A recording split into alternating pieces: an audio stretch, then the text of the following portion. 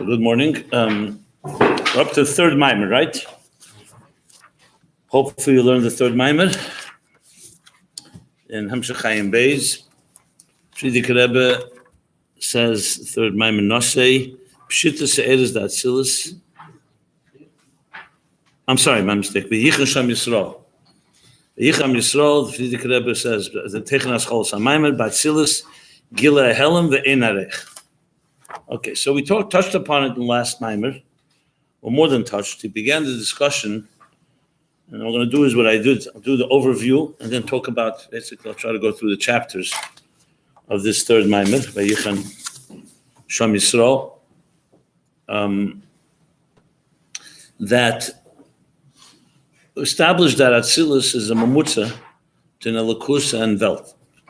Because Atzilus, on one hand, is a structure, the Atzilus of Eses Sfiris, Eris Bekelim, which clearly is a divine structure. The whole Arichas that Eris and Kelim are not just incidental, but every Eir fits its Keli. So that really tells you it's a full structure, literally, like the Adam HaTachten, which was the whole discussion. Adam HaTachten is also a full structure. When we say a structure, means there's Reish Regel, Reish Guf Regel, and each one has Evorim, and each Eved has its Keches, and each Keches fit perfectly. This is the structure of existence. And the structure is just as important as that which is beyond the structure. Elikus, on the other hand, we know is L'maylam Kol Sir. So where do these two meet? So Atzilus, like I put it, was the perfect world. It's the world exactly as the Eibishter wants it to be. Quintessential Elam.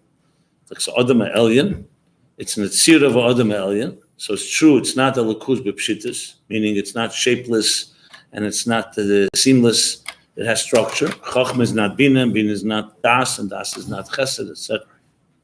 On the other hand, this whole structure, you can call it a divine structure. So that's Atzilus. And as he explained, that Atzilus therefore allows us, the words we use, the very key words, is the whole purpose of Atzilus is to know godliness and to have a hergish in Elikus. Like he says, so it's Atzilus, this is Savasam, Tachas Agon Pim Atzilus, this is a Gili Elikus Bebiyah. The Lula Atzilus lo yini yedim klal, inyan enesav lo yediz vasogas Elikus ben Vrayim. And v'loy hoy is galos keches elikim klal k'may sedis avaviv. Okay, now once you establish what Atzilus is, now comes the bigger question. So exactly where does Elikus meet? Well, because they're still opposites. They're still opposites. So is Atzilus a nivra, which would make it in arech like yesh ma'ayin, or is Atzilus, as its name implies, hatzola? Hatzola means it's only an imparting.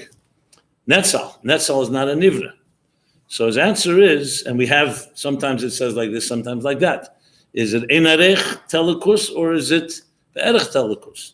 So his answer was, the primary answer at this point is that it's Eris and Kelim.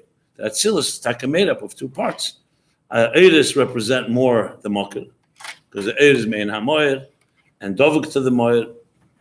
So the Eris represent basically the divine Shebezeh, and the Kelim are the structural element. They're still Kelim of Atzilus, so they're Iyuv v'Garmu Yechad, which we'll learn a little later, I believe. I don't think in this Maamar, I think in the next. Did you really learn Iyuv v'Chayu Yechad, Iyuv v'Garmu Yechad? Oh yeah, right in page, on beginning of the second Maamar, yeah. The Taich of the Alter Rebbe, in Iyuv v'Chayu v'Garmu Yechad. The Chayu is Eris and Garmu is Kelim.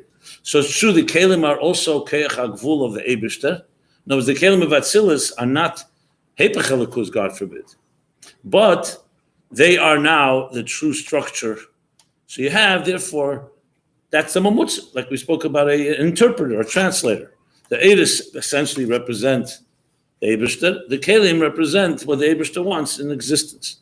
And remember, anything, just to give a simple muscle to make it easier to understand. Let's say you want to build a house, a big structure. So you always need to have two parts to it. I mean, more than two, but at least two. One is that the architect or the person who wants to build a home has a vision. What kind of home does he want? Do you want it to be a mansion? Do you want it to be for people, but for other purposes? So there's a vision what this home is supposed to be, the klolos adir. Then there's the implementing it. The implementing it is very different than the vision. The implementing is breaking it down in details. You want a living room? Okay, what do we need in the living room? What size? What bricks? Electricity, plumbing, and so on. So when you build a building, you need both together, because if you lose sight of the vision, then the building is not going to be lefi the kavana of the person who wants the home to live in it. On the other hand, if you only have the vision and you don't have someone who knows how to bring it into action, it'll be a nice ruchnisdika vision, like an abstract thing, and it won't look at all like a practical home. So look, for example, the machlekes. Moshe tells Bezalel to build a mishkan, and he tells him first, he starts off with pelling the kelim, the odin, the meneda, the shulchan, etc., mizbeach. Says Bezalel to Moshe, this is not minig elam. You don't first build kelim. First you build the structure, and then you bring the furniture in. Who builds furniture first? Where are you going to put it? So the question, of course, Chassidus, Nigla asked, the Medrash asked, everyone asked the question, what was Moshe's havamim? And Moshe agrees to him. He says, you're right. That's why you're Bezalel, you're the architect, you know how to build. So what was Moshe thinking? So one of the answers is that Moshe was the Ish Alekim. His inyan is Osel Migdash v'Shechanti B'Seichem. Shechanti B'Seichem is in the Aron, according to the Ramban, according to the Mizbeach, according to the Kelim, where the main kavanah. If you have a Mishkan without Kelim, you don't have a Vedas HaMikdash. So Moshe is talking about the vision, the big picture. Bezalel is talking about the details. So in a way, it's the same idea. So in Atzilus, the vision of Atzilus is the Eidus. They carry the message, so to speak, from the Eibishter, what he wants, the Kavanas Hadover. What is the Kelim is the actual implementation, because Eidus without Kelim, you don't have Chochmah Bina Das. You'll have Eidus, even according to the Shita, later you'll learn about the Eidus Pshutim. It's also, even the Eidus Pshutim, even Eidus Mitziyonim also need Kelim to bring it out. It would be like saying you only have energy. It would be like having Koiches HaNefesh without Aguf. What would be helpful if a person had Koyach Hariyah and God forbid didn't have an eye? So the Koyach would be there. In Inyan it would be there, but you wouldn't see. So B'kitzur, Atzilus is that type of entity. So in this Maamar Vayichan Sham, he continues and speaks about a pianal. He starts the Masha Atzilus B'Chinas. So this Maamar talks more about Ichus, about these two sides to it. The Ein Arech of the Kelim, and explains at length what this Ein Arech is. Now, did you guys were able to figure out the mashal that he brings at the bottom of, well, some pages are different. In Perek Tes, he brings the mashal from Eitz Chaim. Was it clear? If not, I'll explain it a bit, because it's a little, Yeah, so let me explain that. So, but first the overall, before I go to that, let's go to the overall. So this Maamar really is, focuses mostly on the Kelim, except the last Perek, which is really to explain more how the Kelim are both, because on one hand, the Kelim are also Lukus. So what do you mean the Ein Arech? So this Maamar talks a lot more about how these Kelim become a Mitzias that is like Ein Arech. And even though, of course, the creations of the Eibishter, but since in them is not Nikir, the Dveikus, Telekus. So that's why, what means Ein Arech? They're not Ein Arech mitzad the Eibishter, they're Ein Arech mitzad them. So the Ein Arech is what he analyzes a lot in this Maamar. The last Perek, he says, Kol Zeh B'chinas HaKelim, Avla Eidus are Gilei HaHelam. It won't be till the next Maamar where he's going to start talking about the Eidus themselves. Are they really Gilei HaHelam or not? So look, we're focusing obviously on this Maamar now. So there's a few examples he gives. I'm just looking at it quickly.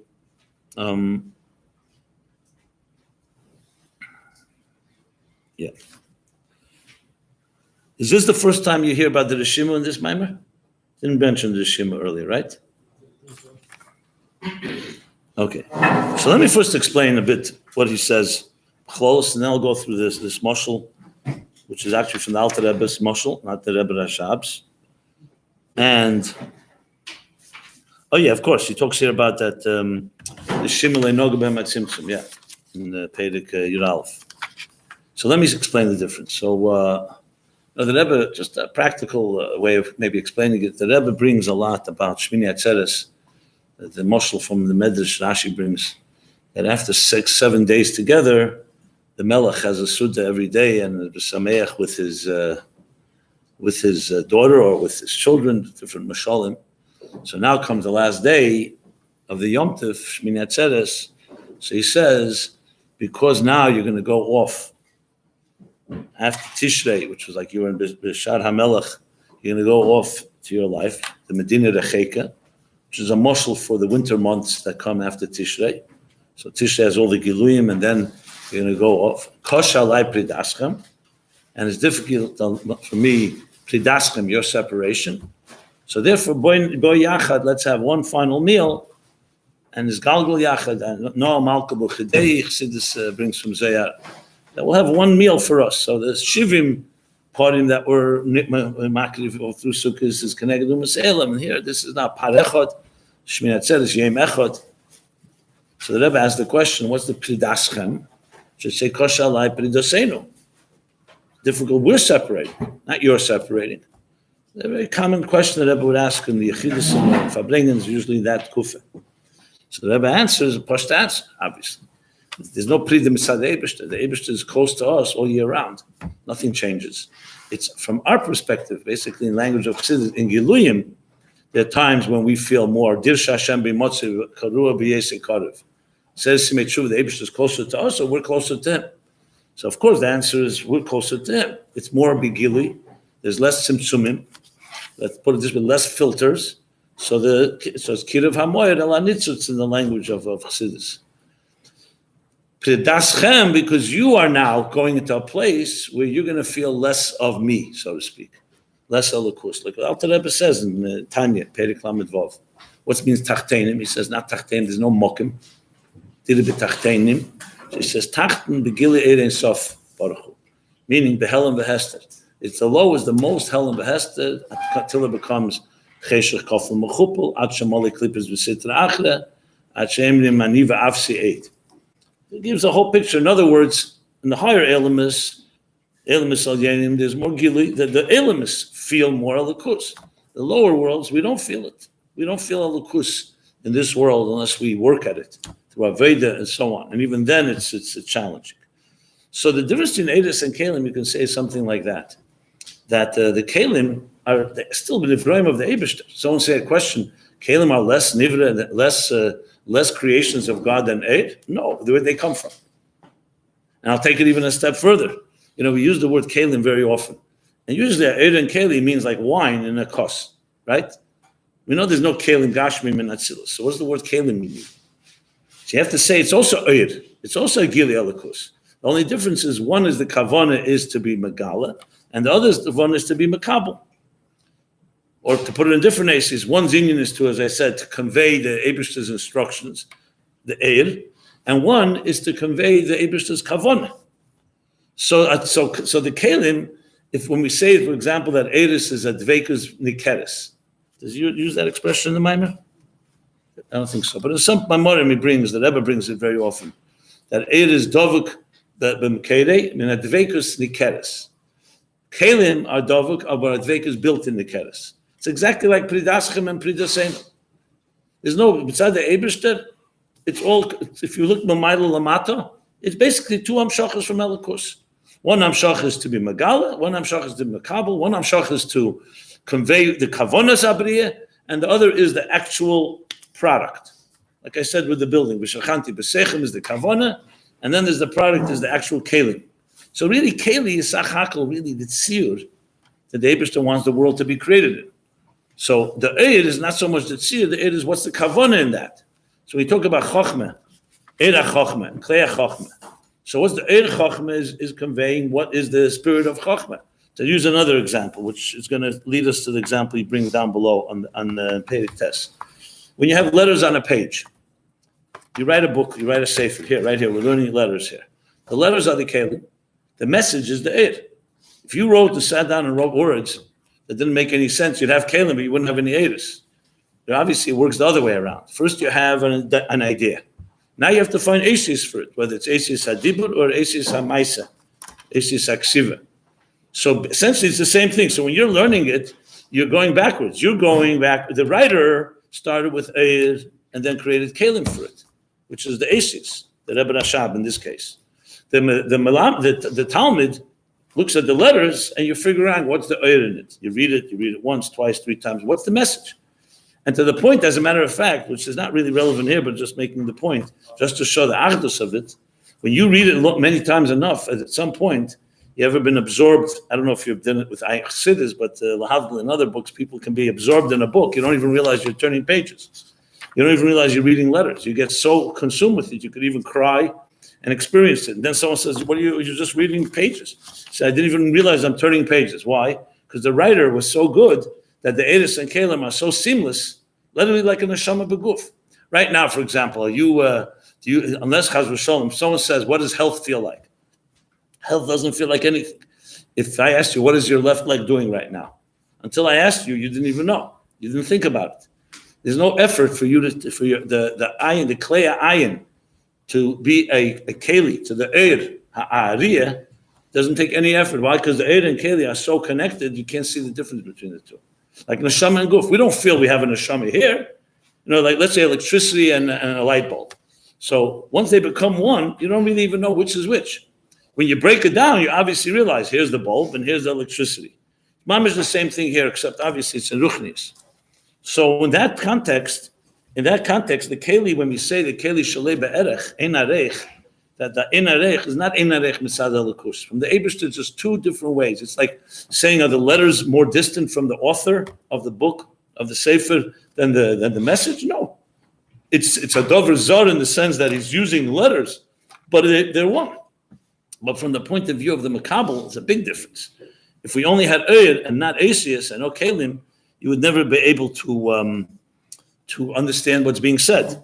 So that's why he begins right away. If you look in the beginning of Perek Tes, he gives the mashal, he gives the difference between Bein Arech Sheir Shimu B'chinas Keich Nelam and the Kav, which is Gili. Because the root of this, what I just said now, Eris and Kel Matzilis, is basically all the way Lamaila. It's the Keich HaBlikvul of the Eibishter, I should say Keich HaGilui and Keich HaHelam. After the Tzimtzum, it's a difference in the Kav and the Rishimu.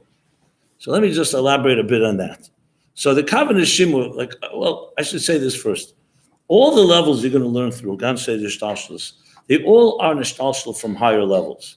Why doesn't he just say the Eibishter has Keich HaGilui and Keich HaHelam?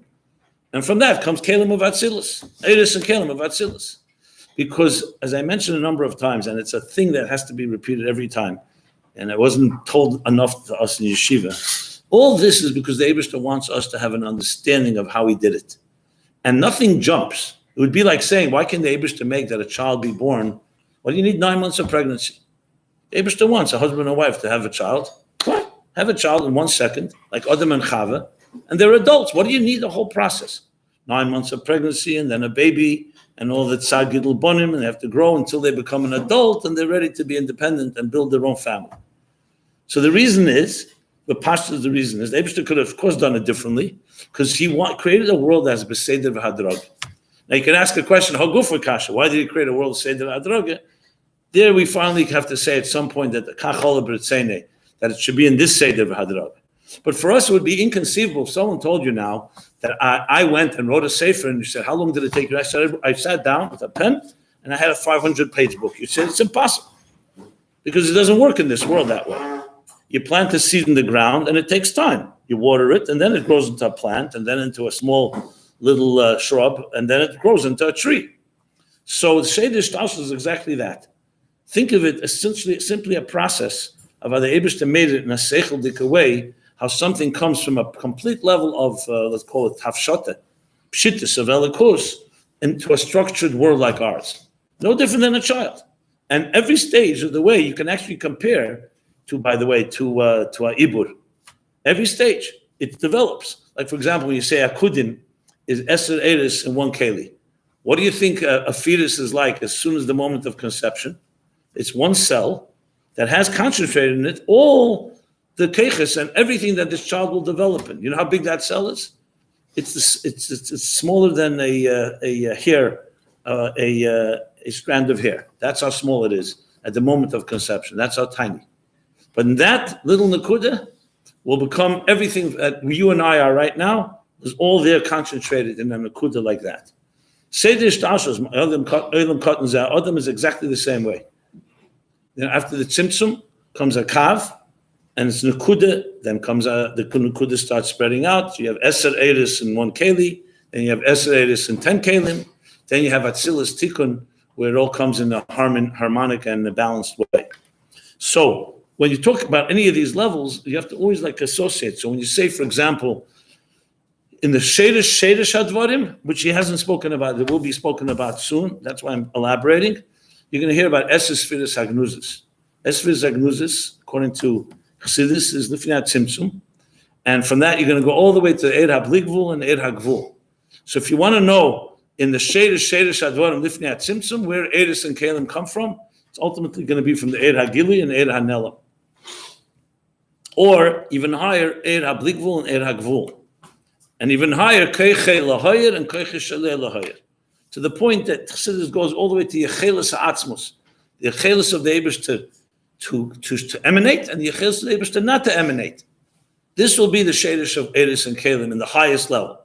But I could right now describe at least 10 levels until it gets to Atzilus. That, as I just said, would be the Etzem Eir, Nispashtus Eir, Keich Eir La'atzmei, Eir L'Zulosei, Shaykh L'Elam, it's all Lifnei Tzimtzum. Then the Tzimtzum is Keich HaHelam. That leaves at a Shima, which I'm going to explain in a moment. And then comes a Kav, that's a Keich HaGilui.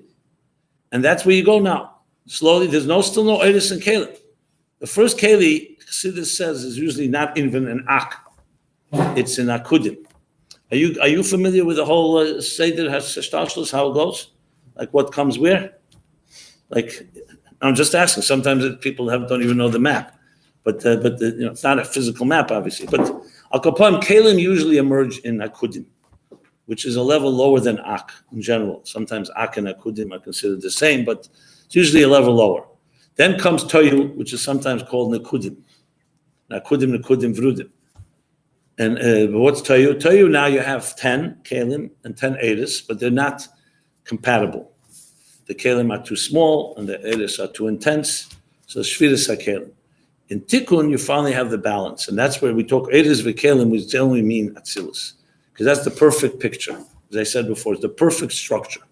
It's exactly the right balance between the Eris and the Kalim. So there'll be a big theme later in Ayin Beis, especially in the end of volume 1 in this the earlier edition. Okay, so with that said, let me go back now to the Rishimu. So essentially, everything has its roots, and right now he's talking Kav and Rishimu. So the Kav, Rishimu. So let's use the famous mashal. The Alter Rebbe gives a mashal for this whole thing, and it'll help understand the ganze picture. The mashals of a Rav and Talmud. I should say this because people don't realize, before the Alter Rebbe, Tzimtzum was a doctrine from the Rizal, say that Tzimtzum Chiddush the Rizal, even though it's based on Zohar, but the Rizal really was Megala, the concept, but he never gave a mashal for it. So Tzimtzum was a concept that Mukabolim understood because they understood, just like Tanoim understood the whole Gemara from the Mishnah, so they understood it. But as the Alter Rebbe, they gave the famous mashal in Likutei Torah, the Hovnei Mashakasa Beis Chaim, and other places, Talmud, and the Rav and the Talmud. So think of a Rav who's a brilliant, brilliant teacher. And he's infinitely beyond any student. So how does he get his infinite brilliance into ways that the student can understand? So if it was Be'erech, teacher-student, so the teacher concentrates and comes up with gives a shir, or explains an Indian, in a limited way, so the student can receive it. But what happens if they're infinitely distant? Hypothetically, I know by Bnei Adam there's no such thing as infinitely distant, but in Indian, conceptual. So he has to do something radical, because he has to get from an infinite state of brilliance to a finite student. And how do you do that? So the Tzimtzum Arishon resolves that issue, among other issues. It basically is a paradigm shift, what they call, a radical leap, that the teacher completely gets silent, completely stops being mashpia, because he has to go into a new state, be able to relate to a student that's so different than he is. So he completely goes into concealment. From the student's point of view, it looks like it's darkness. It looks quiet, like I said, pridas chem. It looks like there's no gili, there's no hemshach. But from the teacher's point of view, adarab, he's preparing himself But it doesn't remain with the tzimtzum. The tzimtzum is only to create the leap. Now comes the gilui. But the gilui can't come the way it was before the tzimtzum, because if it did, it would overwhelm the student again. So comes a kav. A kav is a ray, literally a kav v'chut is the words that Arizal uses. A kav means a line, a chut means a thread, a very thin ray of light. But the mashal makes it very clear. The stream of consciousness or the stream of knowledge that the student is now receiving from the teacher. Let's start from Aleph Beis. You're in kindergarten. They teach you Aleph Beis Gimel. You know the teacher, one day you'll realize the teacher knows a lot more than Aleph Beis Gimel. But the student doesn't know how to read yet. So you have to start somewhere. You have to start with Asis. The Asis will become words. Words will become sentences and paragraphs until they become nasim, topics. But until that point, the kav, essentially what it does is exactly that. It's a line. A line, there's milo mato, there's structure, and there's steps. Higher up on the kav would be closer to the mokas, so it's more intense. And the kav begins to be nimshach kav, nimshach misagel, and it continues on and creates seder shtalshus. Another way, sometimes it's explained, the chut is like a thread. Just like when you sew, let's say, a sweater. You don't begin a whole sweater, you begin with one thread, and that thread develops and builds the whole structure. So kav essentially, after the tzimtzum, is the force of gilui. All giluyim will go through the kav. Now, obviously, it gets more complicated because the kav will also carry the igulim of bligvul and makifim, but that we'll get to later. That's not now. Right now, the kav is the samshach. So where's the Rishima come into play here? So the Rishima that the Alter Rebbe brings is not brought in Eitz Chaim. It's brought in other Sfarim from the Arizal, from different Mekubalim. So the Rishima literally means a trace. A Rishima. There's different Mishalim and Chassidus on the Rishima. The most, one of the common examples for Rishima is that when you write something on a tablet or on a piece of paper, and then you erase it, something still remains, some trace, some residue, if you wish, remains from the original what you wrote. You can't completely erase it. The Rishima's role is that even the tzimtzum, even before the kav appears, and again, we're always talking conceptually here. We're not talking in time. We're talking in conceptual time. Because right now, all of this is happening every moment. The Ein Sof Lifnei Tzimtzum is here, the Tzimtzum, the Kav, the Rishima, the Kav, etc. It's an ongoing process. But in Inyan, it's Dargis. So the Rishimu is essentially solving another issue. The Rishimu is saying that even though there's a complete Tzimtzum, if it was complete Hell and Behester, it would be very difficult to understand how we can ever relate to the Eir Lifnei Tzimtzum. Because as much as the Kav is Megala, but it came after a hefsek of a Tzimtzum. The Rishima, on the other hand, is a trace of what was there before the Tzimtzum. So Chassidus elaborates, and here he talks about it in the Perek Yud Aleph, more at length, where he talks about the Reshim. He speaks about that the Reshim, he says, he says, Akav, B'chinas Dveiks, Akav negei v'dovuk bein sof, Agam da kav nimshach gam ken al dei tzimtzum kol makar hashach ze mein sof shalifnei tzimtzum. So that's fine. But it's bederech dilug v'tzimtzum kamoshel hasayris. So you see here how the Rebbe Rashab goes back and forth and explain that on one hand the kav is a gili, but it's still through a hefsek. Then what I want to skip to is a few lines later. Then he says, "Is gili hell." Then he suddenly says in the parentheses, the shedish hakelim him arashim shezer reishim einsof shalifnei tzimtzum, k'mo shekosov mokmacha the eis yishim leinoga behem tzimtzum klal. This is what I wanted to elaborate. This is what I'm elaborating upon, and I'm going to go back and forth a bit. What is he saying here? So this is a big chiddush that comes from the Rebbe Marash. I don't know if you're aware. The Rebbe Marash wrote in a Maamar. I actually have it second here. You may have it on the footnote, right? Rebbe Marash. Yeah. Born Eira Teira Neach and Seif Marim Tafresh Mem, right? Yeah. I wrote it myself. I know because I know it. Yeah. Good. I know that. I know that. When I learned it the first time, I didn't have the Maamar. Actually, I helped them with the Maamar Kamis because I marked up my own Ayin Beis with all the Makedis as much as I was able to find. So what's the chiddush there? So it's the Reb Marash writes in a Maamar that Beis Shimon Noga B'Matzimtzum. No one ever wrote that before. The Kopister, right, the Moganovis, who was a nephew of the Reb Marash. Now the Reb Marash, after Tzemach Tzedek's Histalkus, so the different brothers, all these became their own Rebbe. So the Mariel was the son of Tzemach Tzedek, but he passed away within a year, I believe, of the Tzemach Tzedek. So his son is called the Kopister. His name was, I forgot his name, to be honest, but it was Kopister or Moganovis. So he attacked the Reb Marash. He wrote and he wrote very sharp. The Reb Marash is Hepech Chassidus and Hepech everything. So there's a whole correspondence between the Kopister and Rivlin, I think, one of the Chassidim, who wrote and defended the Reb Marash back and forth. But obviously we go with the Reb Marash's approach, and the Chiddush is, and that's why it's so vital, and he brings it right here early in Ayin Beis, that on one hand, the Rishima has something the Kav doesn't have. And this is based on Teira Eir Neach. In Teira Eir, he hints to it, but it's not 100% clear. The words Le Noga B'Tzimtzum means because the Kav Noga B'Tzimtzum.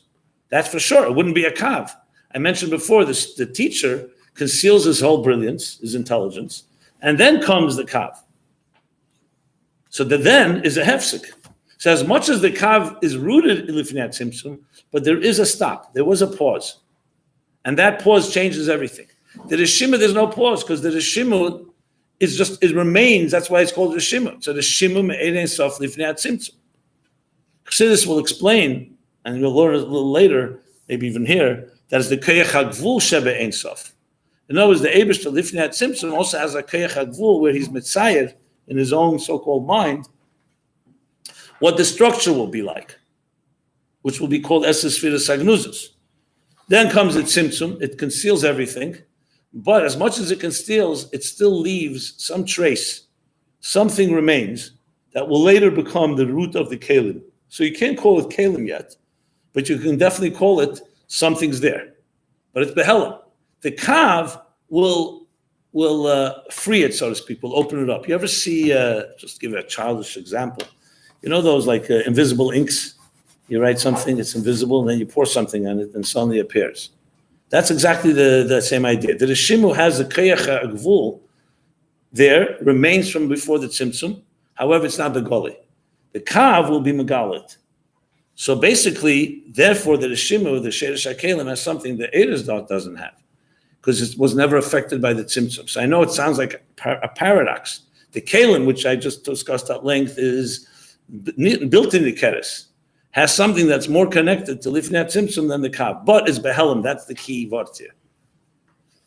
So the Riches is very important here because, like he says,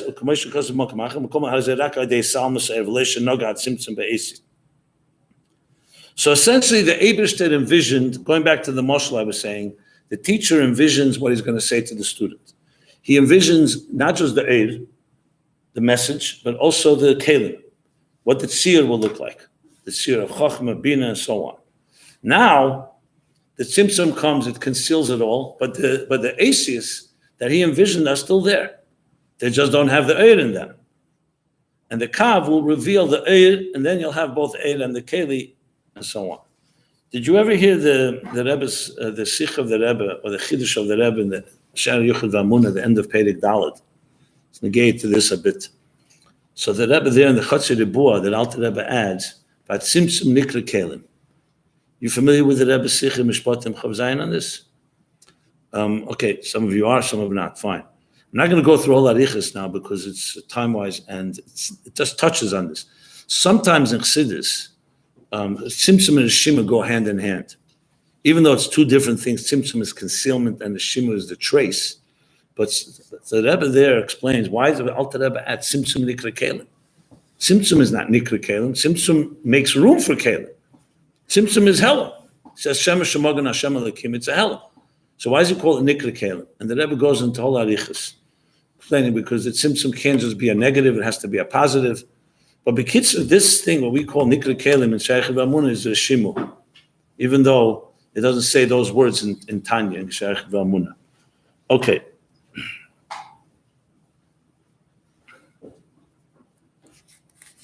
So what do we have from all this? I'm just looking here.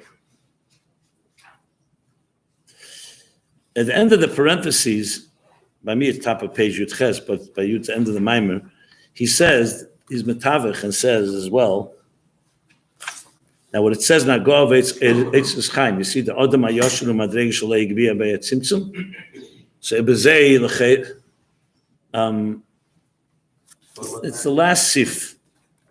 Top of Chavdalit. So he says that some places it says the kav comes from a place. So how does that stem? So he says Yashlem Shazel B'chins Primis HaKav. This is going to be also another fundamental theme. In other words, the kav itself has two sides to it. One is a Primis HaKav, one is Chetzenis HaKav, which tells you that even when the teacher is being mashpia to the Talmud, so the Chetzenis of the kav came after a hefsek of the Tzimtzum. But within the Aleph Beis that he's teaching also lies the depth. That's why it says, what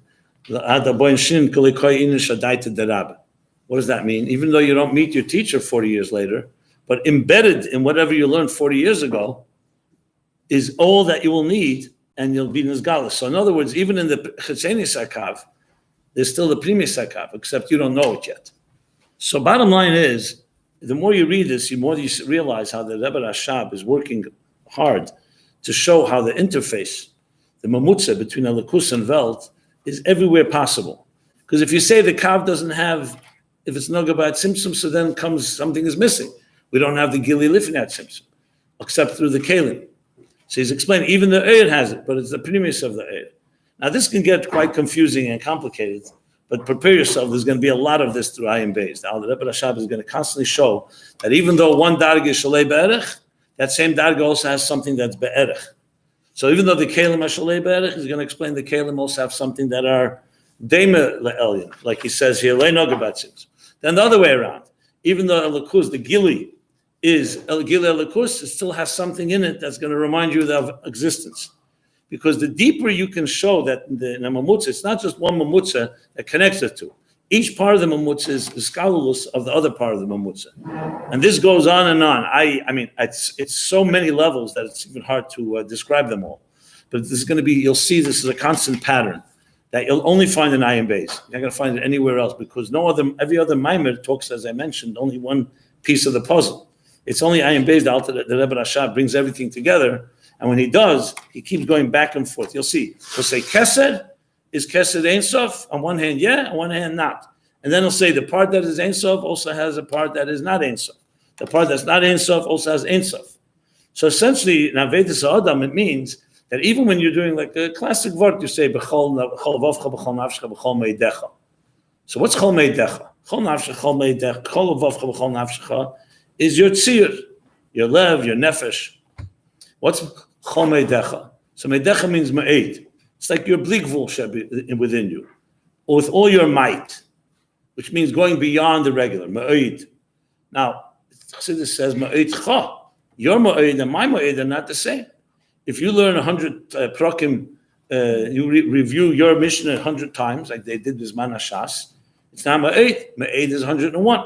What happens if you only learn 5 times the Gemara or the whatever you're learning? So your ma'id is 6 times. If a person gets tzedakah, let's say whatever they give, and they give Esa. So ma'id is relative. So how could you call it bligvul? The answer is because every one of us has a bligvul within our gvul, so to speak.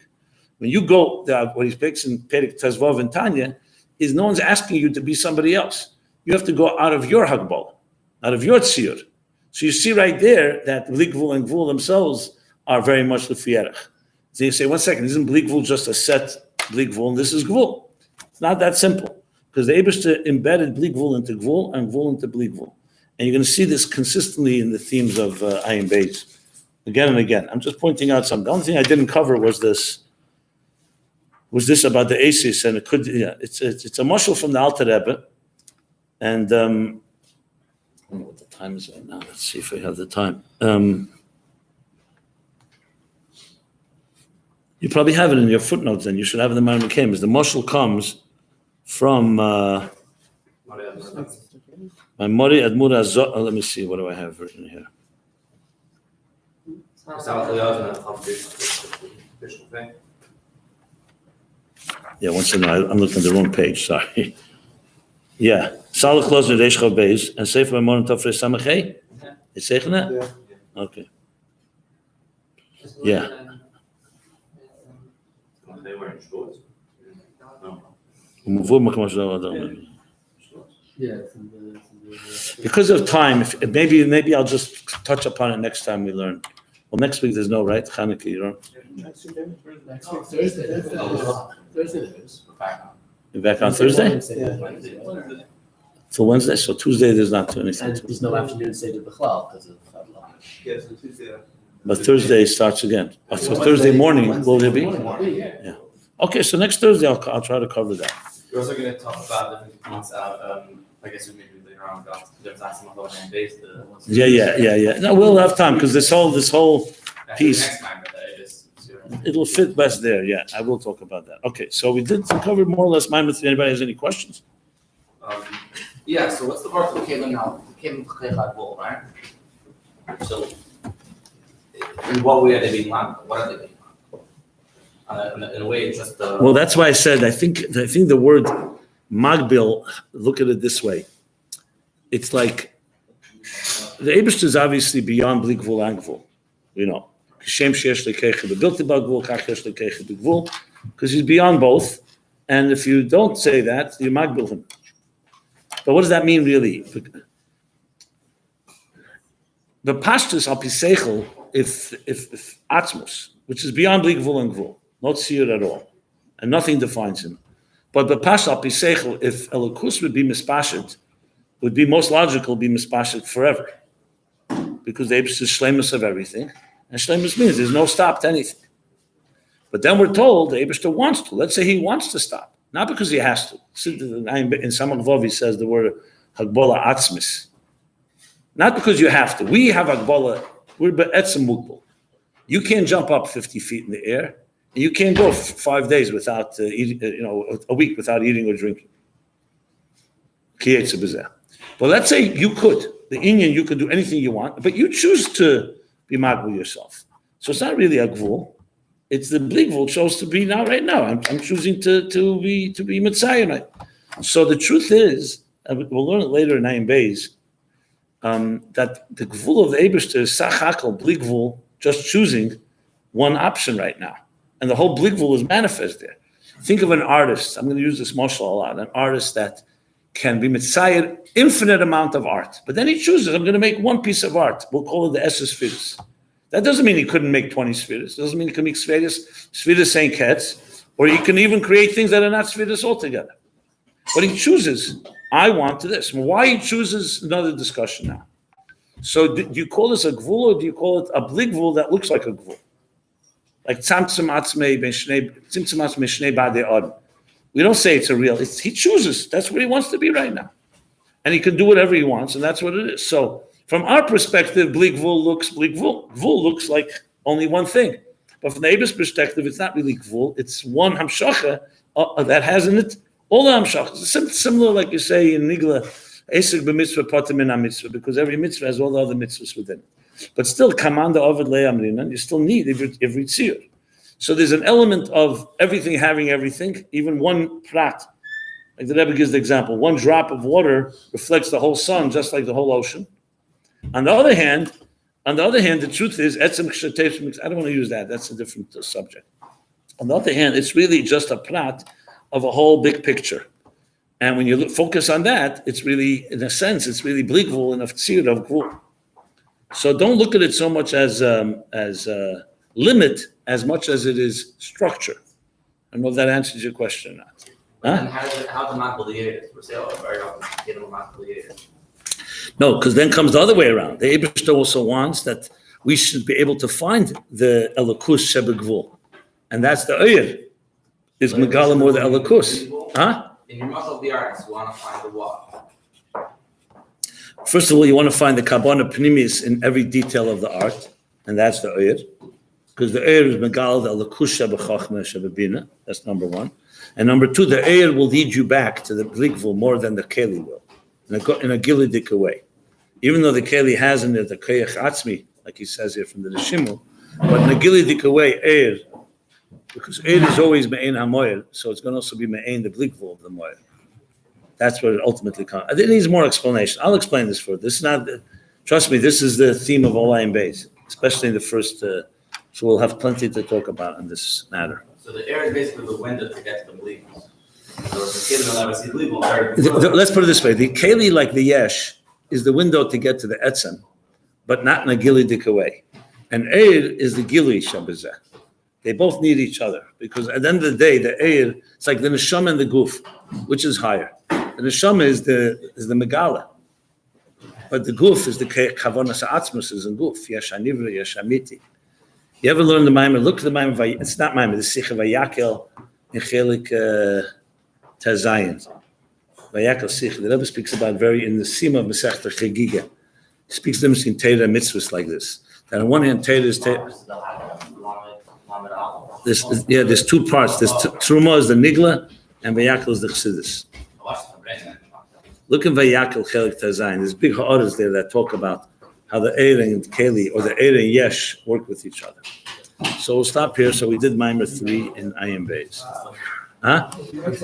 I just realized that. Okay, so be it. That's Kabbalah and instruction, so to speak. Huh?